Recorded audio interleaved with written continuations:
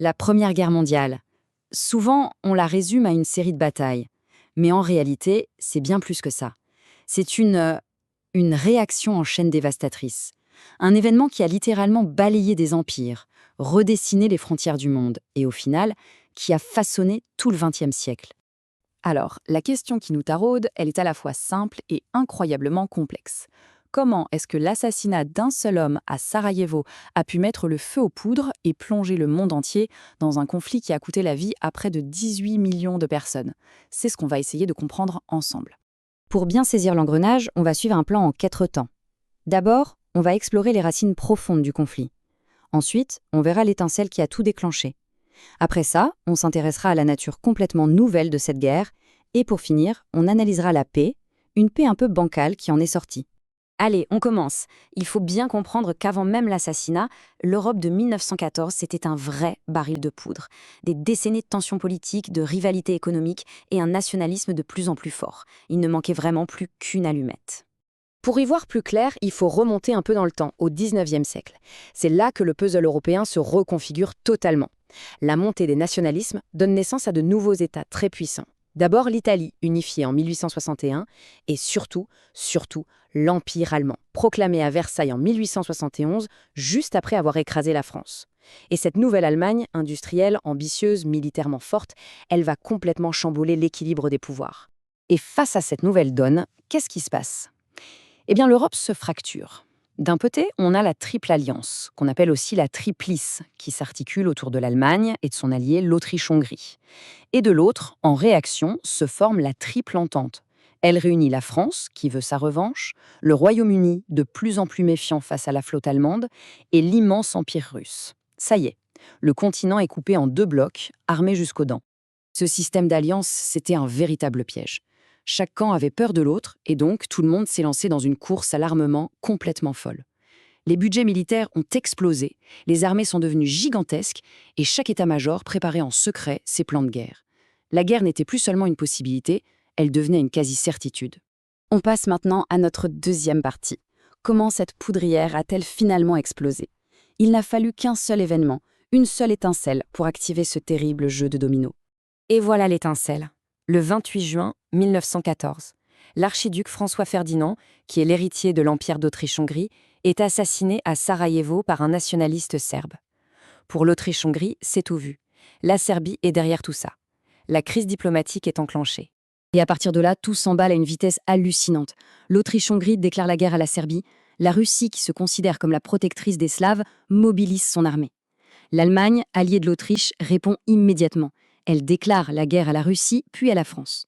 Pour atteindre la France, elle envahit la Belgique, qui est pourtant neutre. Et ça, c'est la ligne rouge pour le Royaume-Uni, qui entre alors en guerre contre l'Allemagne. En à peine une semaine, tout le continent est en feu. Au début, tout le monde était persuadé que la guerre serait rapide, fraîche et joyeuse. Mais la réalité a été tout autre. La guerre s'est transformée en quelque chose de totalement nouveau et d'une brutalité jamais vue. C'est notre troisième point, une nouvelle façon de faire la guerre. Le plan allemand, le fameux plan Schlieffen, qui devait écraser la France en quelques semaines, échoue de peu. C'est la bataille de la Marne. Après ça, c'est ce qu'on appelle la course à la mer. Chaque armée essaye de déborder l'autre, sans succès. Le résultat ? Le front se fige complètement. Un immense serpent de 700 km de tranchées est creusé, de la mer du Nord jusqu'à la frontière suisse. La guerre de mouvement, c'est fini. La guerre de position commence. Et dans ces tranchées, la guerre devient industrielle, totale. On voit apparaître des armes terrifiantes comme les gaz de combat. Le conflit se joue aussi sur les mers avec les blocus et la guerre sous-marine, et même dans le ciel avec les premiers avions. Et total, ça veut aussi dire que c'est toute la société qui est mobilisée. L'arrière doit tenir.